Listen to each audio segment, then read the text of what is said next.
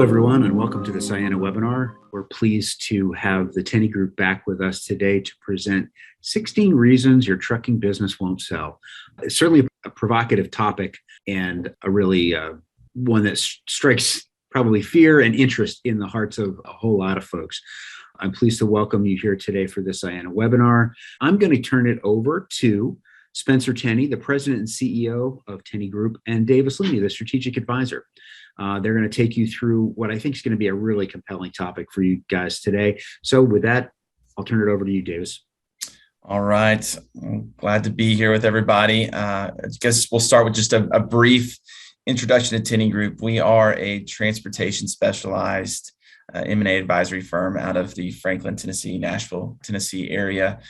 So what we do is primarily represent sell-side transactions in the trucking logistics space. Between $20 and $300 million in revenue. And so that is 100% focused on the trucking logistics space. And we are thankful to be part of this community. So, and I guess setting the stage for what you're going to hear from us today, I guess I'll go ahead and own the fact that we probably could have given you 16 reasons that your trucking company would sell, but we decided to take the media approach and just do the worst possible case scenario news title and throw that on there to try to get some viewership here. So I appreciate it working on those of you who are now attending, and I hope you get some good time out of this. So we've had a busy start to the year. Spencer, I'll pass it off to you to kind of give some context to what all we've been working on. Yes, sir. So number one, good to be with you. Thanks, Hal. Thanks, Beth. Good to be back again, continuing this masterclass on M&A. So as Davis mentioned, it's been a pretty busy last 120 days. We've closed 4 transactions over that period, and that included the sale of Wilson Logistics Western Division to Ashley Furniture, private carrier. It also included the sale of a drayage company on the West Coast of less than $20 million in revenue. Also included Abenaki Carriers, which sold to Brown Bear Transportation, and also just recently the announcement last week of C2 Logistics, which we sold to TA Services. So a lot of activity, but also within that same window, there's been several occurrences where there was an owner, either a friend or a client, who desired to sell but was not able to exit on their timeline, on their terms, and that's why we're here. There's tremendous activity going on in the market.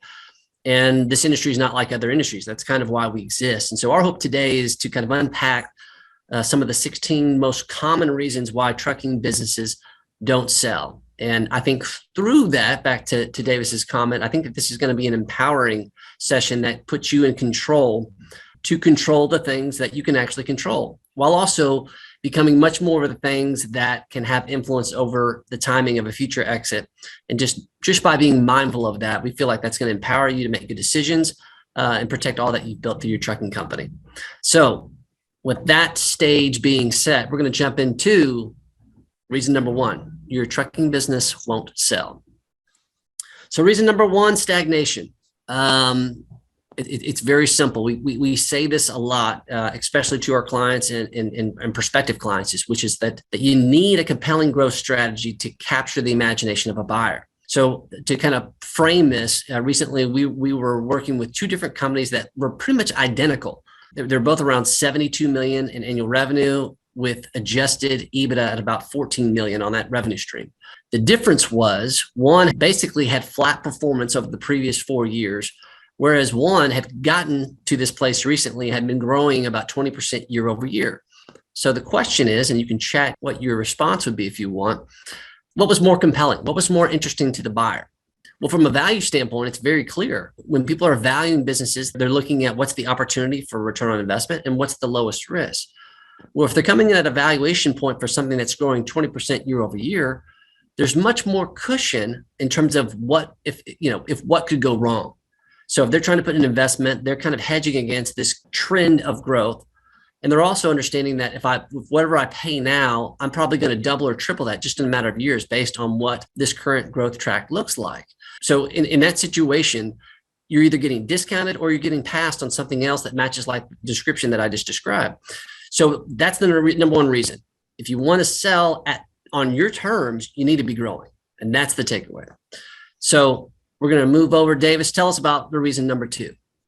Yeah, number two, we have owner dependence here. And so our bullet points here: greater owner dependence equals greater risk equals discounted valuation. And this is one of those things that I will say is extremely common in this industry because as a lot of you have experienced, but if not, you can imagine it's hard to scale a company in this industry without having some level of owner dependence to get it off the ground. A lot of times owners have to wear a lot of hats, from being the head of safety to recruiting to sales to maintenance, just to keep everything on tracks in the beginning. But as the business begins to scale, to whatever extent owners can decrease the dependence on them to empower the people around them to actually take on greater responsibility and to kind of work themselves out of a job to an extent, that decreased the amount of risk that a buyer is going to have to take on in actually being able to purchase that business and transition it over time. So I guess I'll make a little good news here, give you a little challenge if you're the owner of a business. If you're familiar with the proverbial business book, Rich Dad, Poor Dad, they provide the principle of pay yourself first. I'm giving you full permission to go buy that fishing boat, get the golf club membership, whatever it is that you like to do that you don't have enough time to do right now. I'm saying go invest in it right now, just so that you are now pressured to get yourself out of the office to go enjoy that thing, and in turn empower the people around you to give you the opportunity to go do those things, because that will pay itself forward once you actually get to the table and look to transition the business, because that is going to, again, just going to provide a greater valuation there. We had a client a few years back that had about $20 million in revenue. He had made a deal with a couple of his key managers, CFO and general manager, to give them a bonus at the time that the company sold, and an additional bonus, stay on bonus for them sticking around post transaction. And so what that did was empowered them to really take ownership in the business, and they did a great job of growing the business once they were kind of given the reins. And this owner ended up spending a lot of time as that business grew. He was taking routine trips down to South America to race dune buggies, which would not be for me, but it is for some people. And I can imagine he had a great time with that. So what that produced, and when it came time to sell, was we were able to produce 13 offers from 8 different buyers in 30 days for that business owner, because every buyer that looked at the deal, the risk associated with it was substantially less than what they were looking at elsewhere. They knew that these key managers were going to be valuable assets for them, and that they were bought into transitioning the business well. And that ultimately produced a greater opportunity for them at the closing table. So moving into number 3 here, inconvenience. I think we all have to deal with some level of inconvenience in life. But if you can imagine, if you're a buyer looking at multiple deals, the more inconvenient the deal is going to be to get the deal done, then the less time you're probably going to spend considering it. And the less time you spend considering it, probably going to spend less time valuing it. And so we had a whole story here. We had a guy that came to us this past year. He came to us and said, "Hey, I had someone reach out to give me an offer about a year ago. And at the time I was really busy. I was kind of in the weeds on a lot of stuff on the work front. And I just didn't have time to respond. Would you guys mind kind of on my behalf engaging that person and just seeing if they'd be willing to honor that offer?" And so of course, reached out to that buyer and they said, "Are you still interested in this?" And they said, "Oh, well, yeah, we're still interested, but going to be honest, we've kind of already got our hands full with another deal right now. And so it's kind of accomplishing a lot of what we wanted to accomplish with the seller you're talking about.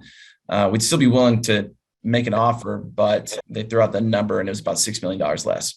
So the seller's lack of preparedness to actually be able to engage the buyer when the offer he ultimately wanted was presented to him cost him about $6 million in this circumstance. And so the ability to prepare yourself for an offer at any given time, whether you're trying to get out of the business now or 20 years from now, there's probably a number that would accomplish that. And having yourself and your team ready to respond to those offers is a great way to be able to ensure that you're not inconveniencing the buyer and making this a drawn out process where they can't get access to information, they can't move the needle meaningfully. Being able to have speed in response is a great way to offset inconvenience. Spencer, we'll pass it back to you for number 4 here. Yeah, if you got eyes on that last slide, they're just to that end. We're not going to dive in there now, but we did include a link to a recent white paper, which is a 4-step guide to how to respond to an unsolicited offer. And I really encourage you to jump in there. On a side note, I do remember that, Davis, and there was also a personal thing going on that was creating that inconvenience. If it was a wedding for his daughter that he had gotten tied up on, and so we said I hope it was special because that might have been the most expensive wedding of all time. So good dad doing the right things. But I think if you do that 4-step guide, I think that you'll figure out that responding, engaging doesn't have to be as burdensome as you might think it is. So dive in there, take care of that. Reason number 4, incompatible driver base. Now Davis and I, a few times or more a week, somebody will tell us if I could increase my business by 40% if I had drivers 1, trucks 2. The deal is it's not just about having drivers to grow business. And to be able to sell a business, to be able to make those available. It's about having the right drivers. And I can remember being on a panel not that long ago with some very experienced acquirers, one a very large international acquirer in this industry.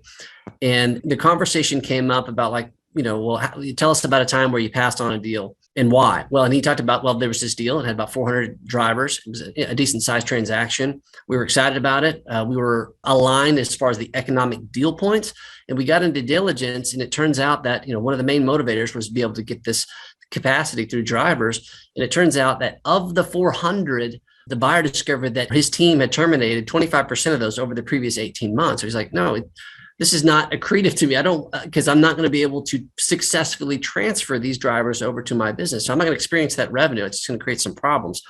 So that's what the emphasis. The reason why it won't sell is because you don't have drivers that will successfully transfer over to the buyer.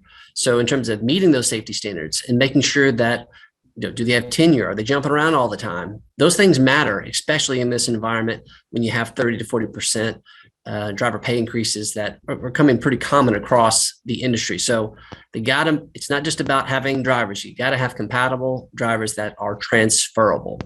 That takes us to reason number 5. Davis, hit us with it. All right. Old equipment. I think we can all agree that truck in the background there is super cool. But if that's part of your fleet right now, we need to talk. So we need to make some adjustments. In this environment, the old equipment is obviously in a unique circumstance. The intermodal drayage world, people traditionally operate older equipment than you would in truckload over the road type of operation. But even with that being the case, in this current equipment environment, your equipment probably looks a lot more expensive right now if you own it than it did a couple of years ago. And while that can be great to look at and to consider when you're thinking about selling, there's also a lot of challenges that come with having older equipment and the CapEx requirements that a buyer would then have as a result of making an acquisition. And not only that, the finding parts right now is a large issue as well. And I'll kind of get into that here in our next slide. But if you are a buyer and you're looking at two businesses with roughly $30 million in revenue, they have similar EBITDA, but one has a older fleet than the other, how do you choose? And you're probably going to go with that newer fleet every time. And so being able to have a newer fleet that is going to give a buyer more confidence they're not going to have to make continued investments in the maintenance of that fleet going forward, but also in this environment that they're going to have some assurance they don't have to, if they need to delay some sort of replacement schedule there, that they're not going to be in hot water. That's going to give you an advantage over other companies for sure. Kind of hand in hand that number 6 here. Hey, Davis, can you tell that story about the recent transaction when we got into diligence and they had the requirement about the 500,000 mile limit as far as the trucks that they would allow in their fleet and how that affected the valuation and due diligence? I know that it was going to require a lot of the equipment to be turned over immediately. And in this environment, the ability to actually allocate the additional power units to replace that was pretty unrealistic. And so had a pretty drastic impact on the deal there. Yeah, I think what the math around it was about a price reduction of $3 million. And it was because of the lack of confidence that they could, in this environment, replace that equipment on time as they would in a different environment. So it had a material effect on the valuation because of what we're experiencing right now. Definitely. Number 6 here, we have incompatible equipment and slash maintenance.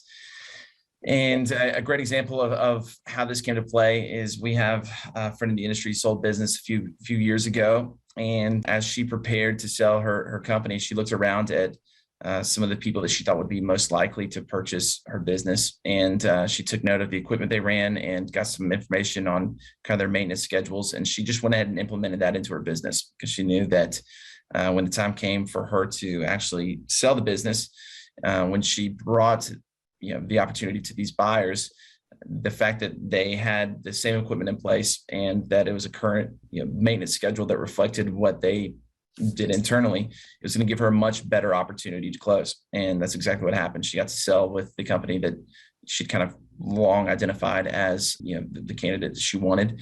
And as a buyer, if you're looking at a fleet that has all of one type of tractor, but you operate another, and you're looking at another opportunity that maybe is a little more expensive, but it's all consistent with the current equipment you're operating and the inventory that you have for parts, then it's probably no brainer that's probably an easier acquisition for you to take. And as we mentioned earlier, with the inconvenience being an issue, that is a potential inconvenience. Now, obviously, there's a lot of different companies out there using a lot of different equipment. And so it's not that most of the time a certain type of vehicle is going to be a deal breaker, that it's going to make it to where you can't actually exit your business. But what it's going to do is it's going to limit your buyer pool. And if there's potentially other problems on this list that are true, that's just one more reason for that buyer to potentially pass. And what we're trying to do is make it hard for them to find reasons to pass. So with that in mind, I'll jump over to number 7 here and pass it back to Spencer. Yeah. And just to put some numbers around that, what I hope that you're seeing, what Davis just said, is that the more boxes that we can check here, is what's effectively happening is that the value of your business should be going up and the concentration of cash, the quality of the deal structure should be improving with each box that we're addressing through this. In that last situation, the result was approximately $100 million deal that was effectively all cash. And so it wasn't just because of that issue. She took care of a lot of these other things, but that wasn't a small issue for that particular buyer, just a little color. So the seller's valuation not based on facts. And I think that this is, and the reality is that the work that takes place in this industry is very difficult. It's one of the most demanding industries in the world. So when the owner of a great company receives an unsolicited offer and they're like, hey, and this is a common conversation that is shared with me. A buddy of mine, he's an industry friend. He comes to me and says, I've always admired your business. I think you have a great reputation. If you ever want to sell, and if you want to sell right now, I'd love to work something out. Do you have a number in mind? And it's just like, you don't know what to do because the person's been so busy building value and doing the certain things that there hasn't been a whole lot of consideration about what am I going to say when I'm inevitably asked this question. So there's typically one of two responses. One is, and this is them sharing this with me, which is like, hey, I don't know what to say. I think I'm just going to just pass just because I don't want to embarrass myself by saying something that sounds unintelligent or uninformed. So they don't say anything. They don't engage and they just walk away. The other camp who's asked the same question, they might do something where I'm just going to say something so outlandish that if accepted, I'll know that I'll be content with that. Either way, neither are rooted in facts. It's just not helpful. And so when that takes place, like there's a lot of deals that probably could get done. Well-intentioned buyers that want to pay a fair price that just like there's just no starting place to work from. So if we move to the next slide, what I think this is really important. Like, so this is an analysis. This is kind of like a little software that we use just to help provide guidance around how we can get deals done and how we can structure deals and how buyers can positive cash flow deals. So oftentimes we'll have a seller who says, this is what I want. This is what I need. And well, if you want to get a deal done, we think here are some of the parameters that would allow us to do this. And we're basing that on market trends, but we're also basing on, an expected capacity to borrow from a buyer. And so when we're able to look at, hey, before we go make an offer, before we counter this, here's kind of where we're going to run into some issues as far as negative cash flow from a deal, while also producing an acceptable return on equity that the buyer puts into the deal. And so when we kind of have like these bright lights flashing, as you see on this slide right here, it just helps us kind of pump the brakes and just say, hey, I think this guy's going to pay an aggressive price. I'm going to respond as aggressively as I can without scaring him away. These are the types of instruments that allow you to push as far as you can and kind of strike that balance. And so I think that's the whole deal. The reason why they don't sell is because they're not equipped to respond in an informed way. And that's something that you can easily address and move on to the next deal.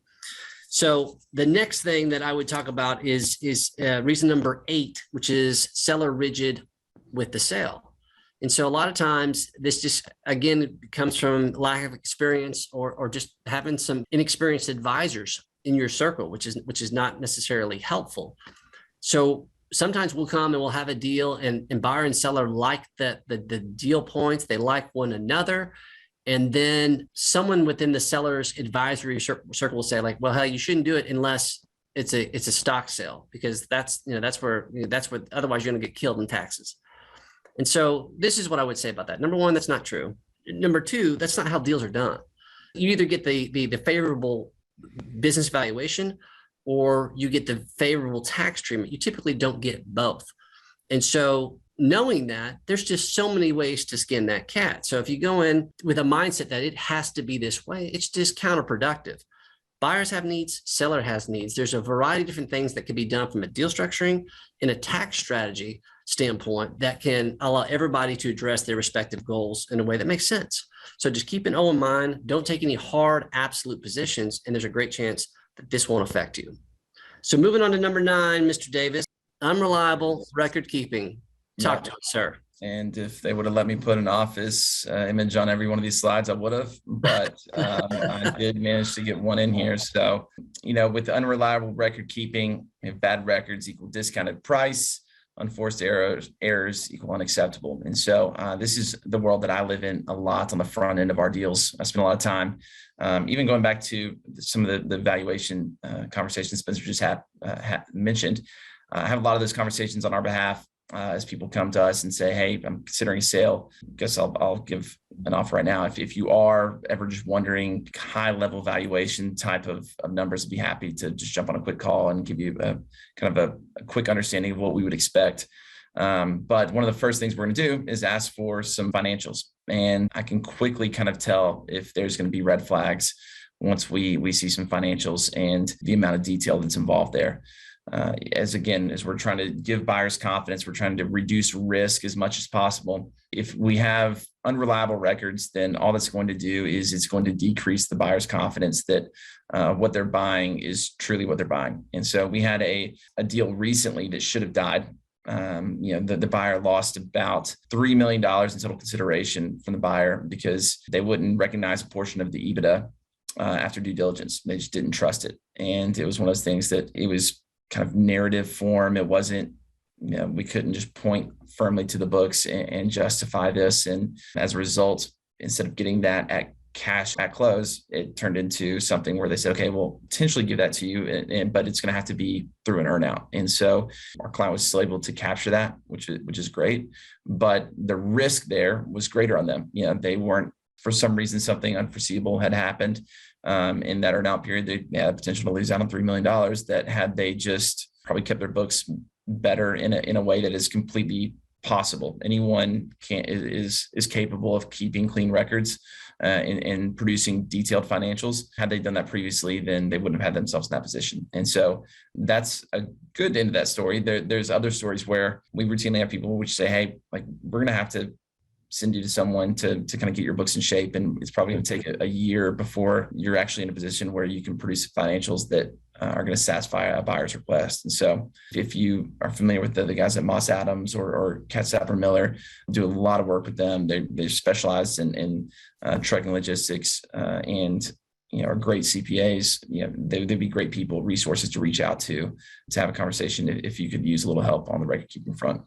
And I was just going to add, Dave, so I would add Clifton Larson Allen to that list as well. And just to Davis and I did a boot camp a while back about just getting your financial house in order. It was a whole separate webinar about doing this. And a couple of things, like if you can't produce monthly financials like every month by the 15th of the following month, like If your people aren't doing that for you, fire them right now. Like, they have to be able to do that. Like, otherwise, like, you're never going to get on the dance floor. And the thing that I want you to consider is that, like, in this environment where people can't really grow without drivers and they can't really grow without trucks, acquisitions is becoming such an active market. You have to understand that you're not just being evaluated by yourself. The people that are most capable, most interested in acquiring your business and paying the most money for it are probably looking at 3 to 4 deals at any given time or more. So if you can't check this first box right out the gate within the first 48 hours, like, it just becomes very easy to pass on your deal. So don't be that person. Satisfy those things and give your business the full opportunity to be valued the way that it should be. That's it. Which brings us to reason number 10, sir. Sorry. Minus an office reference here, but important nonetheless. Customer concentration versus no accounts. So I guess what we could say here is customer concentration and no direct shipper relationships. So too much revenue in one account equals high risk. No real accounts equals low buying interest. So routinely, again, this is something we encounter a lot. And most businesses, in order to scale to some sizable amount, have to have some level of customer concentration to get them there. There's exceptions to that rule.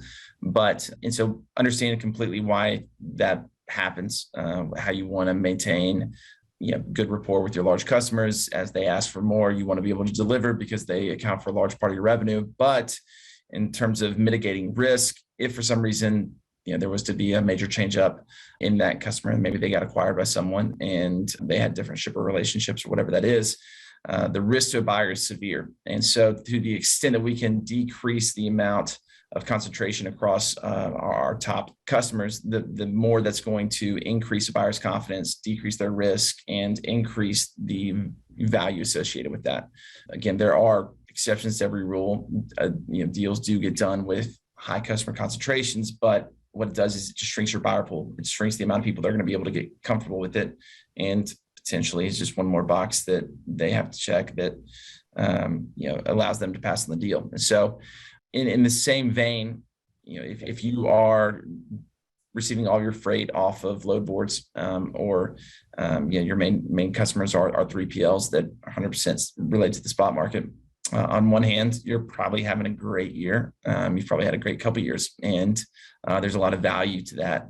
But at the same time, in a buyer, it's tough for them to value that. It's tough for them to say that there's any long-term customer relationships there that they can kind of use to give confidence that those customers are being served well and that they're not likely to go seek business elsewhere, or even better if there was customer contracts in place.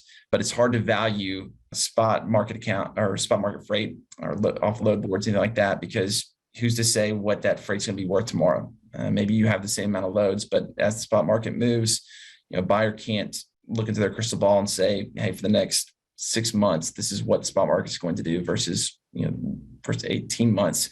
And so a lot of times buyers just, are not going to be willing to touch that freight. And if they do, they're going to severely discount it, that portion of your revenue. So the extent that you can decrease your customer concentration and increase your amount of direct shipper relationships, that's going to bode well for you. All right, passing it over to number 11 here, Spencer. All right, limited consideration of tax implications and strategy. So I think we can all agree taxes, no fun. Nobody's really excited about doing that. I think the reason why companies don't sell is that people make broad assumptions about what are the tax implications going to be from a sale. And as a result of that, they don't fully engage to a process, and that's a major mistake. So for a glimpse into how we operate, and this is very key, if they haven't done it already, what we're trying to do with our clients is once we have assessed the business, we understand how the market's likely going to respond, both in terms of value and deal structure, complexion. We want to loop in wealth advisors and tax strategists to help us understand what can be done before and after this sale to mitigate unnecessary tax liability. And so what that does is, number one, it educates, but number two, it gives confidence for for sellers to confidently respond to proposals as they come in. And so what happens in these conversations? Well, business owners who've built a business, who are planning on retirement, are very sensitive about net proceeds. They begin to get confidence Recently conversation, I said, hey, how did it go with the wealth advisor? He's like, well, I learned about investing in opportunity zones as a way to try to mitigate my tax exposure. I learned that I might be able to create some leverage to use very cheap interest loans to pay for tax. I was like, wow, that's great. I'm glad that you had those conversations. Is that helping you get confidence? He's like, yes, I feel very confident that we can get, there's a lot of ways we can get a deal done now that I don't have this 50% tax bill that I thought I was going to get, which it wasn't even close to that. So the point is, if you're not having those conversations, it's very difficult to function at a high level, to do your best from a negotiating standpoint and to make it to the finish line. So the reason is this, just do your homework, align yourself with the right advisors. It doesn't mean that you have to act on that information, but just getting the information is half the battle, just to get to effectively navigate through the process, which is very complex. So that's reason number 11. Reason number 12 is not a fun topic, but unfortunately it's very real: lawsuit or a fatal accident. Now, this is the world we live in, guys. Every day that you got trucks on the road, this is a possibility. So my encouragement to you is that as a business owner, you know when you're done, when it's time to pass the torch, to select a trustee to move the company legacy into the future. The reason why businesses to get sold is when people know that that's true and they just don't put action around it. And as a result of that, fatigue sets in, operations get sloppy, and they start making mistakes, but particularly around safety. And that's where you start having these fatal accidents that have irreversible consequences, both in terms of your ability to control the timing of an exit, but also just the economics of it. There's just some lingering exposure and liability that once you've had a fatal accident, that people don't want to touch it for a while. And if they do want to touch it, only under certain economic conditions will they buy it. And so that's the thing. When you know, that's when you have to pull the trigger and get out quickly, so that risk is no longer on the table that could affect your ability to exit when you want to. That being said, we'll go ahead and jump to number 13, inept attorneys. Yeah, we're lucky to have a lot of great industry attorneys that know our industry, that have been around M&A, and I'll tell you some names here in a second, but it's very easy when we get to the point, we've agreed to the terms, maybe we're at LOI or even the purchase agreement, and we need legal professionals to paper this document to protect and any potential unnecessary legal exposure. You need someone who specializes in doing this. And where deals die is when you bring amateurs or people that don't specialize either in M&A or in transportation or both.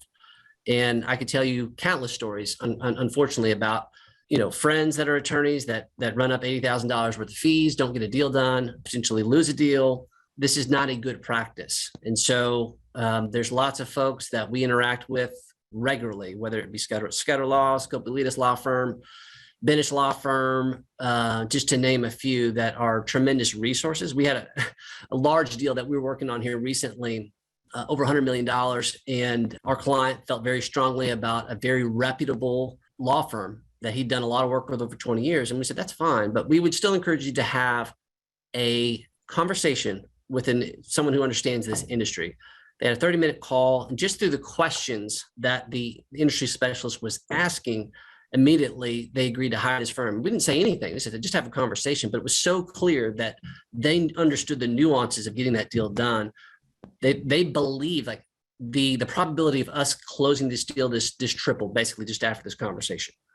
So that's one of the main reasons why deals don't get done, but it's also the easiest thing that you can correct to make sure that you put some insurance around a deal and get to the closing table. So number 14, a health crisis. Davis, we've seen some things, haven't we? Unfortunately, the nature of what we do. And, a lot of people that we are helping exit the trucking logistics space, they're 50 to 75 years old. I mean, that's the common profile. And with that, you add the unbelievable stress that this industry puts on business owners and how that affects their health. Unfortunately, we see this play a role much more often than we'd like.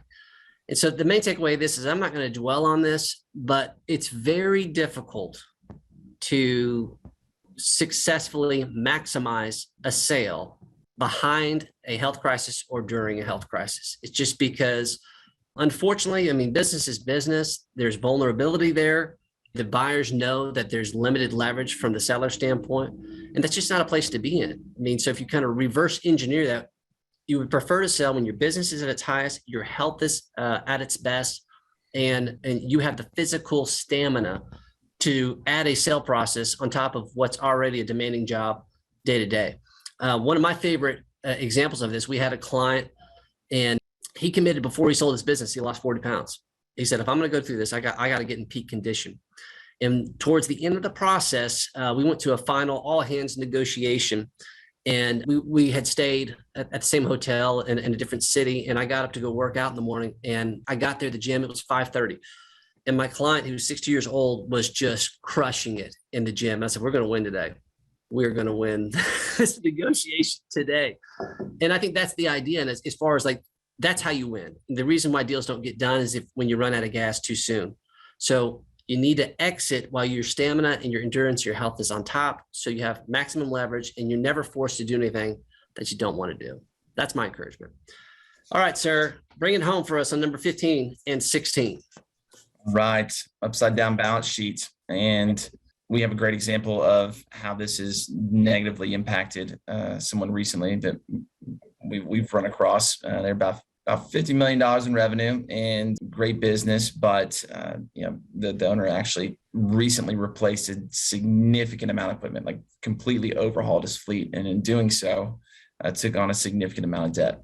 And so what that did is just it really made a transaction tough for him. The valuation of the company didn't drastically increase. The earnings stayed relatively flat initially, but after a couple of months, a couple of issues came up that made some distractions in the business. EBITDA dipped, and so by the time he got to us, what was previously $10 million in EBITDA was about $7 million, and as a result of that $3 million EBITDA dip plus the pretty excessive amount of new debt on the business, it just made an exit pretty tough for him in order to satisfy what he needed to kind of step into the next season of life. So don't hear us say, again, based on the previous conversations, that you shouldn't replace your fleets, that you shouldn't take on debt to sustain a business. Timing matters, though. If you're looking at an exit in the next handful of years, then you have to also weigh the implications of what taking on that debt right now is going to do to your ability to accomplish what you want at the exit table in whenever that is. And also the risk of taking on the debt is not solely in the debt itself, but what are the implications of having that debt and then one of these other issues arising, and what sort of position that puts you in. And so again, to the extent that you can keep your balance sheet clean, that you can keep yourself in as much of a low debt situation as possible, that's reasonable to continue to operate the business. That's going to give you more options in terms of how you can structure a deal, how you can actually accomplish what you need to through a transaction to capitalize on the upside there. Moving to number 16 in our final-ish reason here, external factors. So the best buyers, too busy absorbing another deal, market crash, correction, or interest rate spikes. Obviously, there's a lot of things that you can control within the day-to-day operations of your business, but there's a lot of things going on in this world that none of us can actually do to meaningfully alter on a day-to-day basis. So as you're looking at, right now is now a great time to sell? Yes. Does that mean that it's always going to be a great time to sell? No. And so making sure that you're taking into account as you build the business, if you're looking to maybe have an exit 5 years from now, what could happen in the next 5 years, either from the market or from a personal kind of unforeseeable circumstance that could influence your ability to sell. This industry has an aging owner demographic. And so as a result of that, there's going to be continued M&A action in the space for the foreseeable future, whether the market moves up and down. But what that's going to do is, as there's more buyers in the market, or continues to be more sellers in the market, as there continues to be more sellers in the market, you're going to need to find ways to differentiate yourself, as we've discussed previously, and that are going to actually give a buyer confidence, whether the market is up, whether the market is down, whether we're in a recession or whether we're not. There's simple practices that you can do to actually give yourself the best chance there. But if some of those things are not in place and there is a large macro shift or something that takes place outside of your operation that affects you at large, then that could be a significant factor for why you don't sell. Is there a story you mentioned earlier there about a labor lawsuit that was kind of external on the buyer front that kind of influenced that? Do you want to give some color there? Yeah, I mean, I think this is just part of the deal, is that the recognition that you can do all the right things, have the right buyer, have even the right valuation agreed to, but there's certain things that you can't control. For instance, if the buyer absorbs another acquisition, or if they have a lawsuit, which takes their ability to engage off the table for a year or two. Like if you have a health issue or whatever the deal is, you have only one of two choices. You can either wait if you have the health to do that, and if your business is healthy enough to do that, or you have to make material deal concessions that you didn't want to do and shouldn't have to do. So I think that just when you're mindful about this, is that it rarely works out.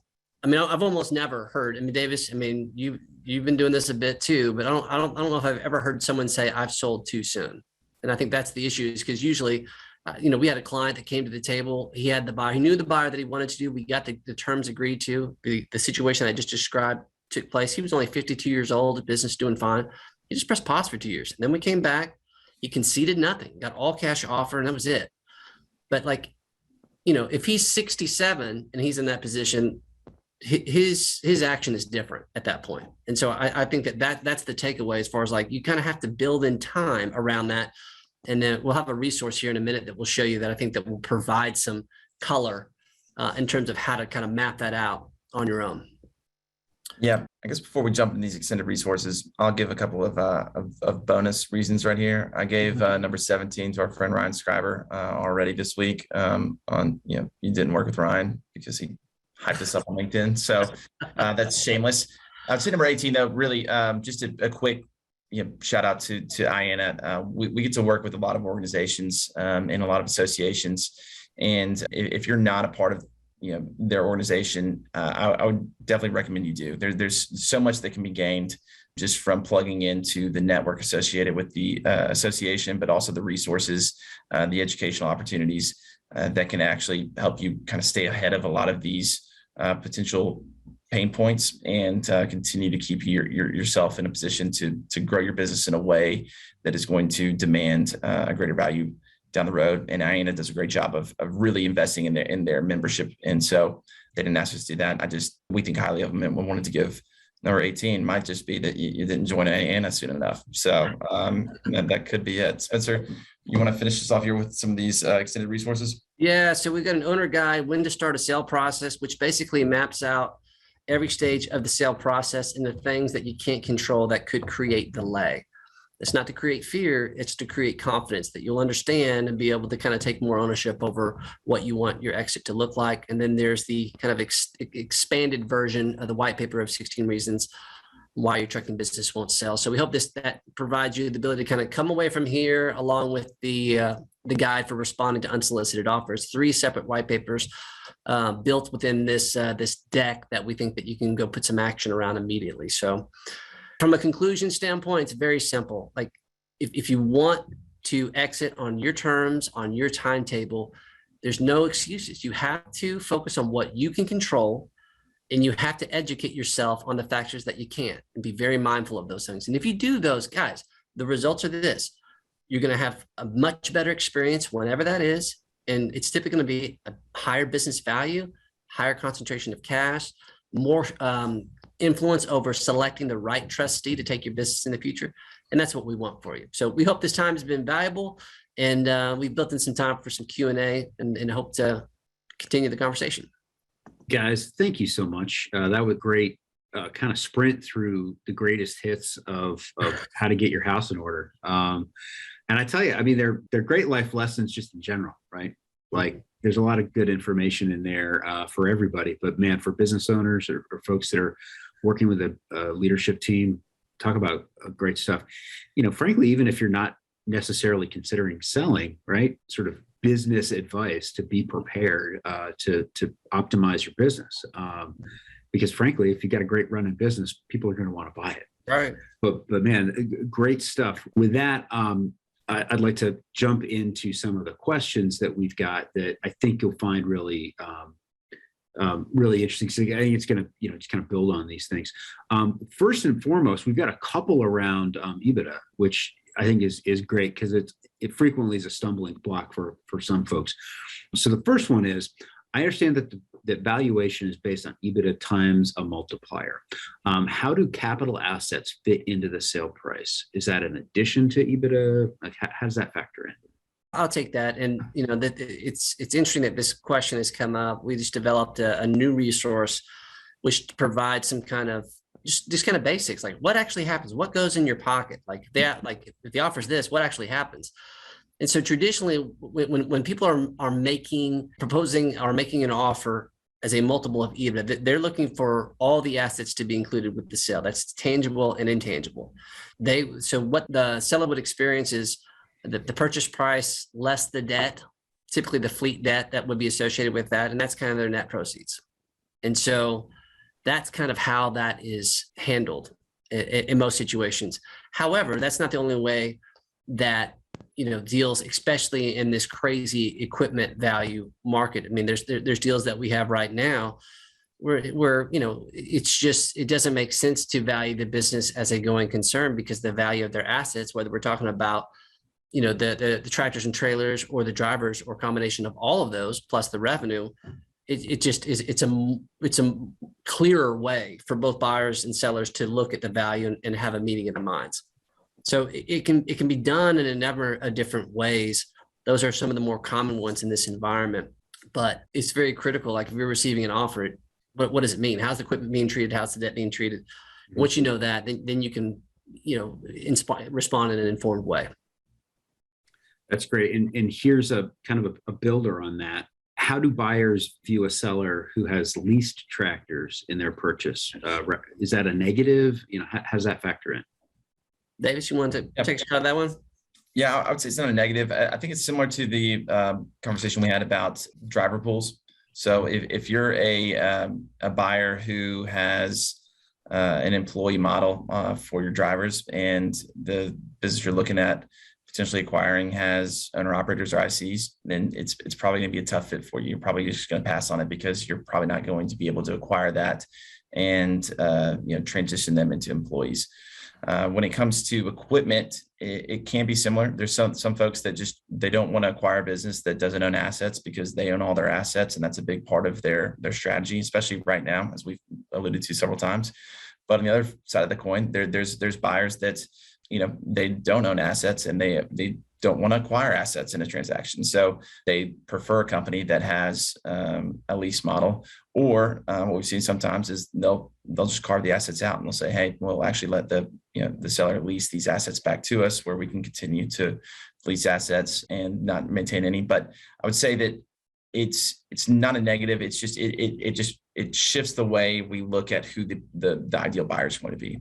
And so I think either one of those models is great, and it shifts the buyer profile to expense. Spencer, you want to add anything to that?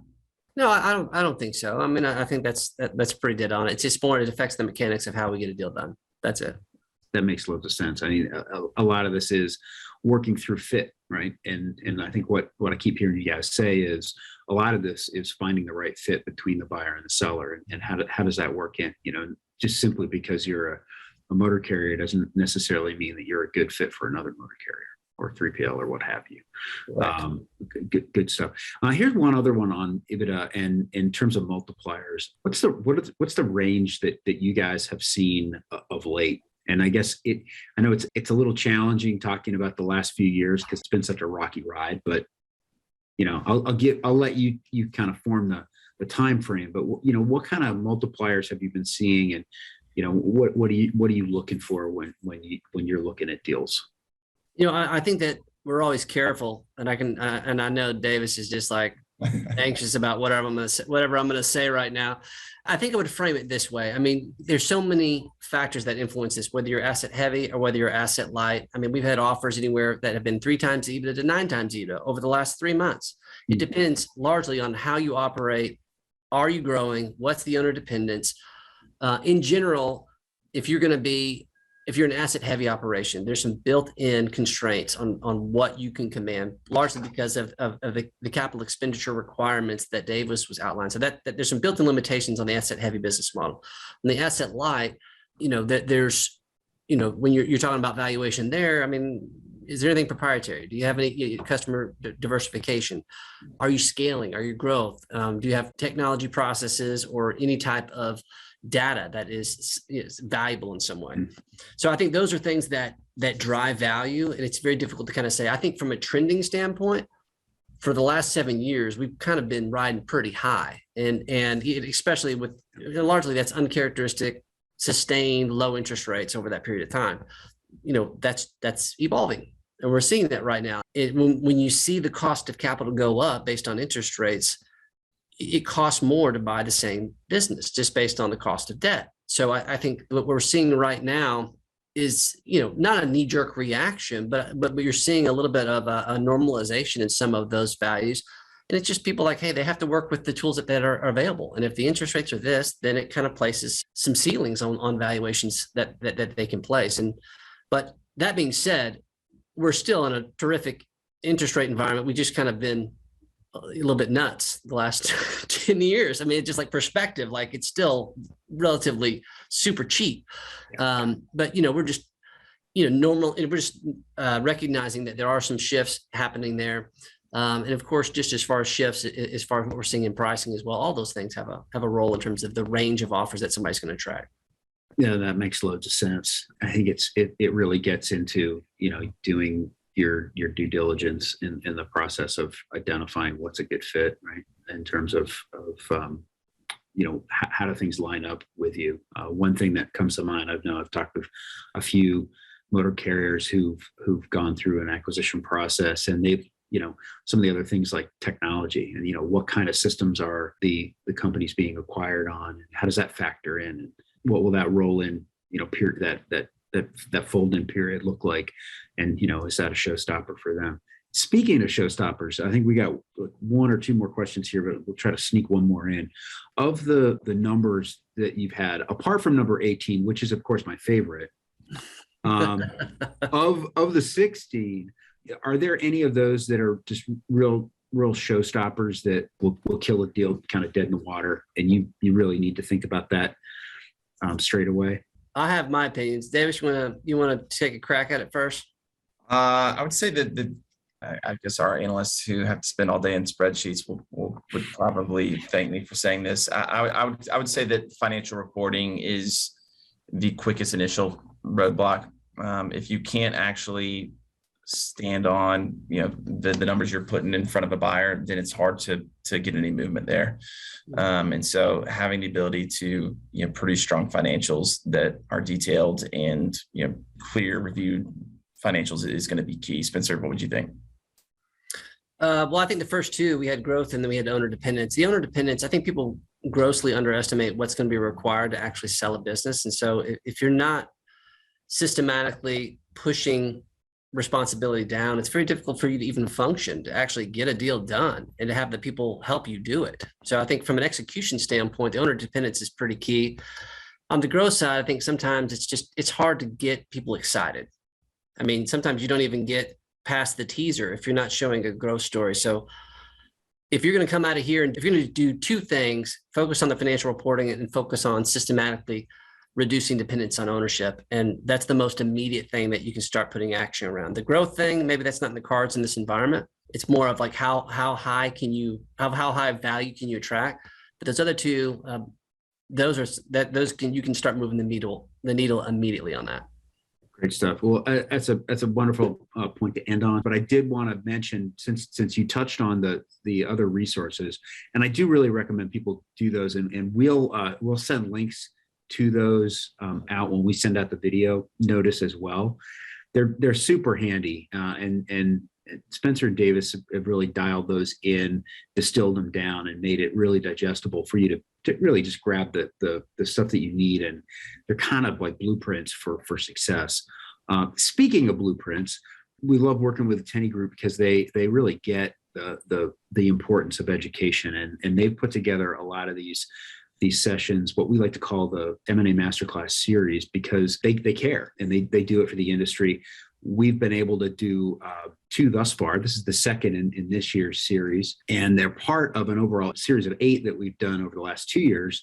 4 are available on our Education on Demand site, 5, excuse me, 4 from last year and 1 from this year.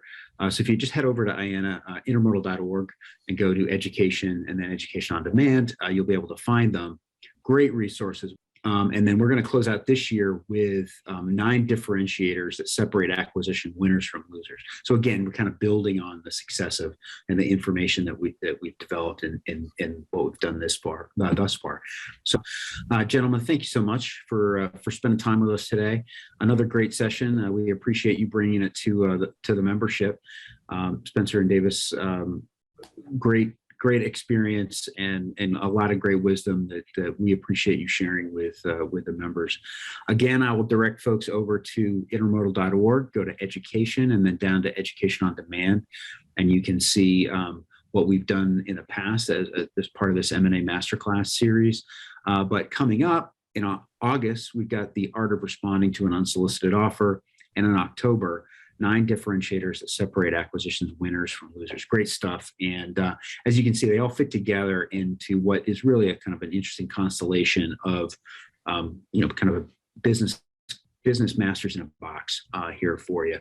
So we appreciate it. We hope that you've enjoyed this time. We certainly did. And with that, we will see you next time. Thanks for joining us at IANA, the connecting force behind intermodal freight.